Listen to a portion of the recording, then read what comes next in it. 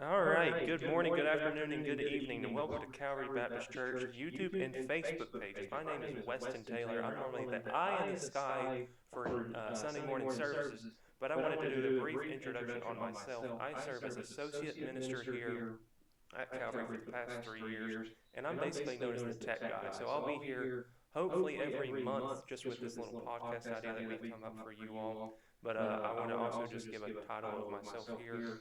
I'm also the Sunday school director, and I want to just do a little shameless plug on that. We meet Sunday mornings at 10 o'clock here at 225 Holly Lane in Elizabethton, Tennessee. And let's go over to Miss Carolyn Stone Street with our children's ministry. Hello. Like you said, my name is Carolyn. I'm the children's minister. I'm also the Let's Do All the Things person. And this week we have done a ton of things. We're in the busy season, y'all. This past week we have hosted 19 yellow hats from the Tennessee Baptist Disaster Relief Group. And they've been working here in Carter County and the surrounding areas helping to rebuild from Hurricane Helene because we still have a lot of people that are still suffering and still trying to rebuild from that. So we want to say thank you guys. We've also had the Nest Ministry yesterday serving mamas and families in Carter County, giving out diapers and wipes and formula and clothes and all the baby things. So that's an amazing thing going on. We have Sunday Fun Day tomorrow. The children's department at 5:30. We get together and have dinner, do some fun stuff.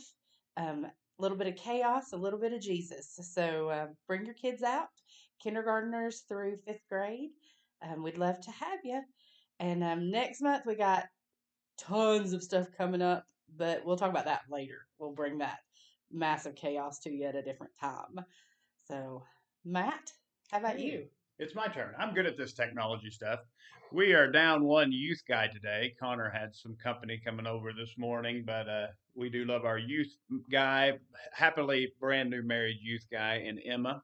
All right, and so keep them in your prayers, and don't forget about youth events. Those will be posted. You'll hear about them soon enough, but we do love them too. All right, gotta jump back to what Carolyn said though about the yellow hats, the Tennessee Baptist Disaster Relief. Such a joy to have them here. Um, Actually, one of the gentlemen who was here was brother to the lead singer of Shenandoah. Y'all That was remember this crazy. song, Sundays in the South? And just a lot of cool songs back in the 80s and 90s. But anyway, small world stuff. But we just had a great time hosting them. They slept on the floor of our Sunday school and they loved our carpet. They said, boy, we wish Grace Baptist had carpet in their Sunday school. So there you go, Grace. We're up on you. But anyway, we just had a great time hosting them. We got to appreciate the breakfast crew. I was on that. Carolyn was on that. Kelly led us, and Bo and Chris and George and Jim. And we had several people jump in there. John. Yeah, so we had a great time burning bacon for them every morning. But the evening crowd, I can't tell you who all was there, but I know Jackie and Claudia helped and lead it, and so many others jumped in to feed them every evening and lunch and things like that. So it's just a joy. Kingdom work, that's kingdom mindset. You know, the things that we're not necessarily doing that because we're helping encourage them, they're out there doing it. So that was good. A lot of prayers this week for a family in Chucky. So keep them in your prayers. I won't share obviously details here, but that was a family that they've been ministering to for a while. All right, on back to really what's coming up. And Carolyn wasn't kidding. It is the busy season. We're in November. We're halfway done with November. That's what's stupid to me. How is it already halfway through November? But Thanksgiving's coming up, Christmas is coming up, obviously New Year's is coming up. We got some great things planned. We hope everything works out great. We also have thrown out, please forgive us, church. We the idea of doing some different things, and so we won't throw that at you too quick. But we also have here Riley. Riley has been our office. What do we call you? Ministry assistant. Ministry assistant, and boy, she is. She actually wrote my thank you note for the bulletin there a few weeks ago. That was very nice. All right, but we love Riley, and Riley has so many skills, and we just love her. And probably the the skill that's just killing me right now is she made cinnamon rolls, and they're sitting on a chair about 10 feet away from me, and I'm talking on a telephone or a microphone. I'd rather be eating cinnamon rolls. So we're going to let Riley tell you some things coming up, and then we're going to tell you about what we're hoping to do with this podcast. So you get Riley. Good morning. I'm Riley Thompson, the ministry assistant here at Calvary. Just a couple things coming up that we will have no evening service on Wednesday, November the 26th. Thanksgiving's the next day, so enjoy time with your family. Also, just a quick reminder, we're coming up on the end of the year. If you need to update your address for the end of the year giving reports, you can contact the office. And if you need those earlier than the last week of January, just give me a call and I can get those printed out during the first week. For December, all of those activities will be coming up the next time. Riley is so thrilled to be online with you this morning, and we're glad to force her to be here. All right, but this podcast thing is kind of new to me. I'm really amazed at how big it is, and so we're seeing if we can find our little niche here at Calvary. We thought the audio version might be easier because a lot of people do listen, instead of watching. So we're going to try this out for a while. And Weston, of course, is our guy making it happen. But we thought we would try some things out on you and just see if it's something you'd be interested. They're just things that are in my life personally, spiritually, that I just don't think have a place in the pulpit. I mean, I could probably find a little place, but it'd probably cause some friction, but sometimes it's good just to have a conversation. And here we're sitting here in my office and just having a staff conversation earlier, so we thought we'd throw it online. But I've been studying some things personally that need to be personal, because really that's kind of what it is. There's public life and there's private life, but these people here also love the Lord. They've been studying God's word as well. I thought maybe they could share some of the things they've been studying that might even be a topic. And if you reach out to us and say that's something you want to hear more about, maybe we can share it here on the podcast. So, Carolyn, what's something you've been studying recently? Well, I have been reading through a harmony of the Gospels, which is, just a chronological storytelling of, of the story of Jesus from birth through death through resurrection. And it's all those little tidbits that are spread out through the three Gospels kind of compiled into one narrative.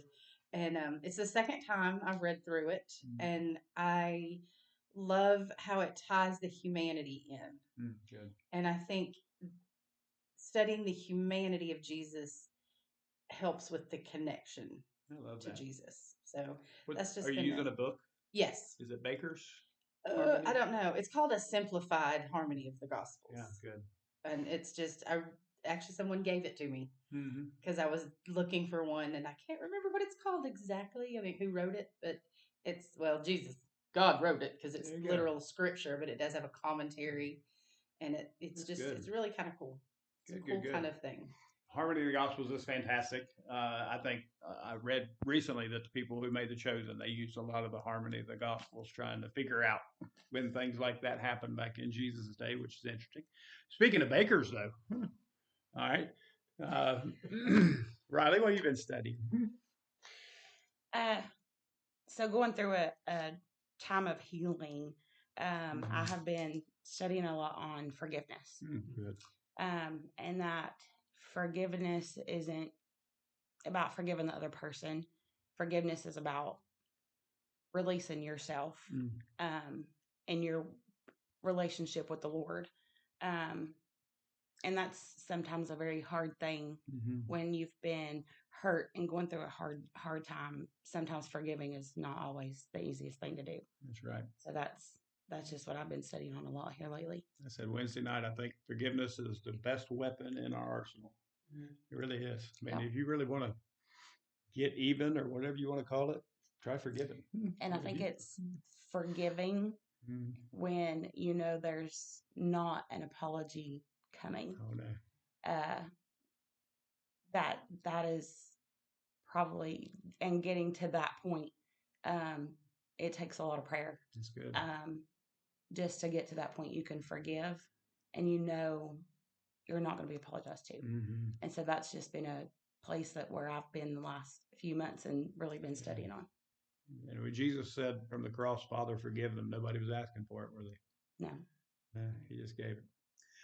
Mine's not near as fun as what these two ladies have shared with you, but it's been really where I've been for the last several days, and probably why my brain wasn't all the way in passing my CDL test Thursday. So I got to take that again next week. But I've been studying dispensational, not theology, dispensational eschatology. That's kind of an odd thing to say, but I think there's a difference. And I've just had some neat conversations with some people lately who try to say grandma and grandpa weren't very smart. And I think I disagree because I think our grandparents had a understanding of things that we don't because time's just too busy. Time just goes by too fast. And we don't really have the connections with people that they had. And there was that idea that Jesus would return at any moment. And it's becoming pretty popular with some of the more popular preachers to say, no, no, no, no, we're going to know. We're going to know because we're going to see the Antichrist and we're going to see the mark of the beast and we're going to see all these things happen. And then we're going to know Jesus is coming back. I'm going to stick with what really both these ladies just said before we started. No man knows the time or the hour. And if you read the Bible tells us Jesus doesn't even know when he's coming back. His Father has that information. One day he'll say, son, go bring my children home. I'm going to stick with that. And but I have been noticing a lot of these things, and I don't know if they're fun, but uh, dispensational eschatology. I do believe Jesus is coming back. Now, how is he going to come back? Well, that's a good question. So that's kind of where my study's been, and I'm gonna just tell you, I think he's coming into the clouds the first time, and then he'll come all the way back 7 years later. So that makes me probably a dispensationalist. Anyways, Weston's going to tell you where God's been working in his life, and he'll close us out. But we appreciate Weston making all this happen this morning. Go ahead, Weston. All right, church. Well, I've been reading a little bit of Mark since we've kind of started the study that Pastor Matt and myself have done of studying reasoning Romans here in the past, I guess, 9 weeks, almost 10 or so. But I just started reading Mark, and I remember that I bought a book at the Southern Baptist Convention last year. Was very thankful to go to that in Indianapolis. But I found that book, and I just started reading. And he had a little tidbit there, the author, I can't remember who it is right now, but he had a little tidbit in there, and it talked about that Mark wrote his gospel account to the Romans. And so I thought that was pretty neat that we're doing this study in Romans these past 11 weeks or so. And just to tie that all in within his book and his account, and seeing the Chosen introduce, as we mentioned it a little bit ago, that they introduce Mark in season 5, and we're going to see more of him in season 6. Just a teenager, basically, just living there in his parents' house. And then the disciples allegedly were up there in the upper room of his house as well. And so that's what I've been reading. I'm going to get back into that hopefully in this next week. But yeah, a little shameless plug. Don't forget to like and share our YouTube and Facebook pages. And we'll catch you all next time. This is Calvary Baptist Church of Elizabethton, Tennessee, signing out.